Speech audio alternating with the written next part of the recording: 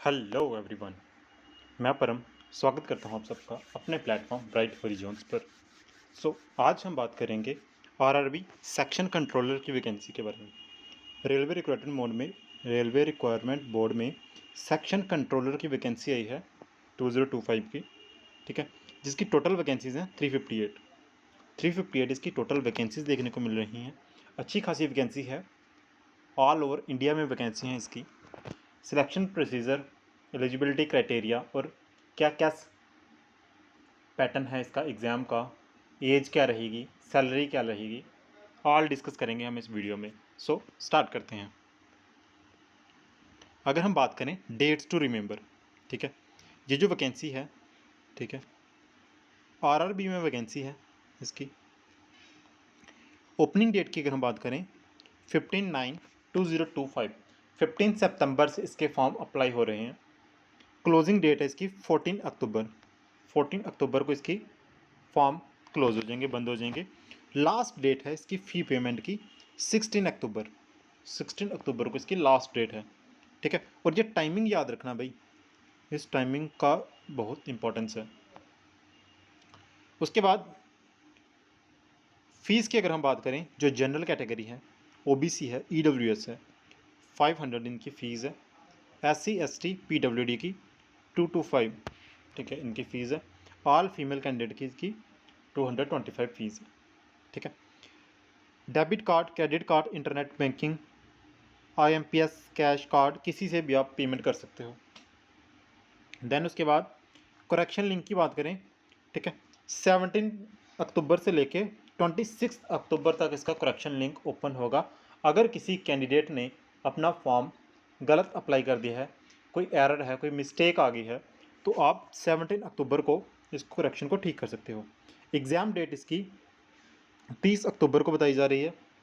Admit card पहले निकाल दिए जाएंगे एग्ज़ाम से पहले, और रिज़ल्ट ही जल्दी अप्लाई कर दिया जाएगा, ठीक है। देखो कितनी फास्ट वैकेंसीज आई है और कितनी फास्ट इसका एग्ज़ाम है।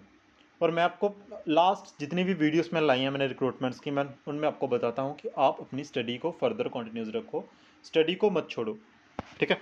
और स्टडी में आपने मैथ सेक्शन पे, रीजनिंग सेक्शन पे, इंग्लिश सेक्शन पे और जीके, ठीक है, बस यही तो पढ़ना है, ठीक है।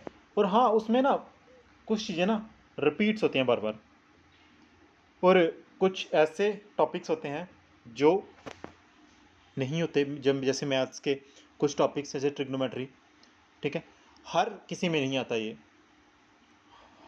हर एग्ज़ाम में नहीं होता।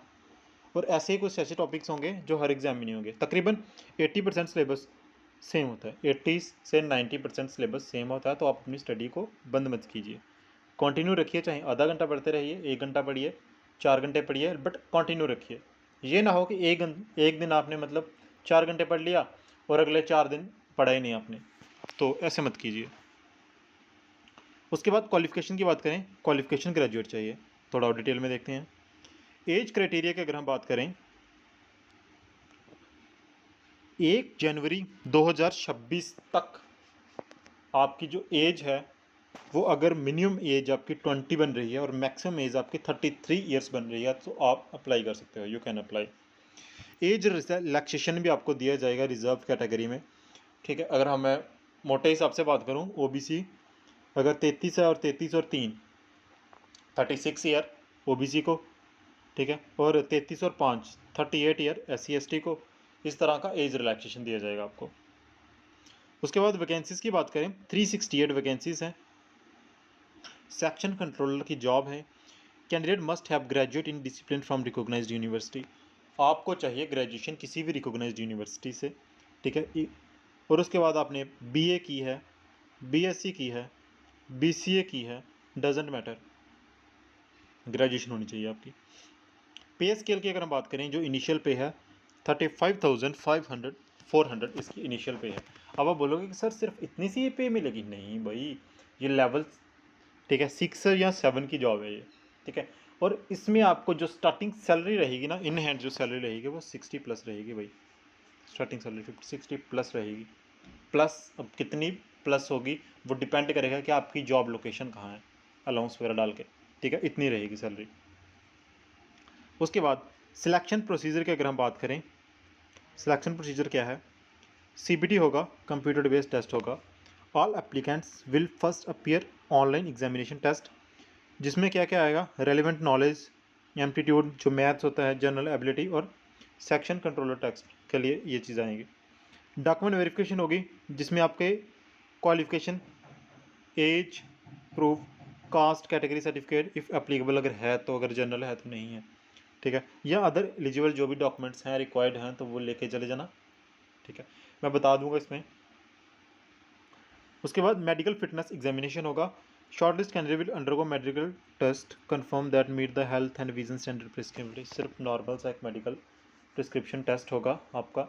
और हाँ, मेडिकल से याद आया, मैं इसके बाद नेक्स्ट वीडियो लेके आऊँगा SSC GD 2025 में जो भी बच्चे सिलेक्शन है, मेडिकल किस तरह से होता है, क्या क्या पॉइंट्स रहते हैं और किन किन पॉइंट से रेफर पड़ता है और उनको कैसे ठीक करना है, ये सारी वीडियो मैं लेकर आऊँगा इससे नेक्स्ट वीडियो में, तो चैनल को सब्सक्राइब कर लेना। एप्लीकेशन डेट्स की बात करें, ठीक है, 15 सितंबर से 14 अक्टूबर तक है। फ़ोटोग्राफ चाहिए आपको, लेटेस्ट पासपोर्ट साइज़ फ़ोटोग्राफ चाहिए, 3 महीने से पुराना नहीं होना चाहिए और क्लियरली प्रिंट होना चाहिए फ़ोटोग्राफ, ठीक है। नोटिफिकेशन को पढ़ लेना एक बार पहले पूरा अच्छे से, थॉरली पढ़ लेना। Check and collect documents, eligible certificates, ID proof, address detail और अदर बेसिक डिटेल्स आपके पास होने चाहिए जब आप अप्लाई करो तो, ये सारे डॉक्यूमेंट्स रख के बैठ के अप्लाई करना, ठीक है। प्रिपेयर कर लेना स्कैंड कॉपीज़, स्कैंड कॉपीज़ आपके पास होनी चाहिए, जैसे फोटोग्राफ होगा, सिग्नेचर, ID प्रूफ एट्सेट्रा, ये रेडी रखना। क्यों? क्योंकि जब अप्लाई करोगे तो शायद उसमें स्कैन कॉपीज़ लगेंगी। एंड फाइनल प्रिंट आउट कर लेना डॉक्यूमेंट्स को, और उसके बाद अप्लाई ऑनलाइन का मैं लिंक आपको भेज दूंगा, ठीक है, चैनल डिस्क्रिप्शन में। Then wish you and best of luck.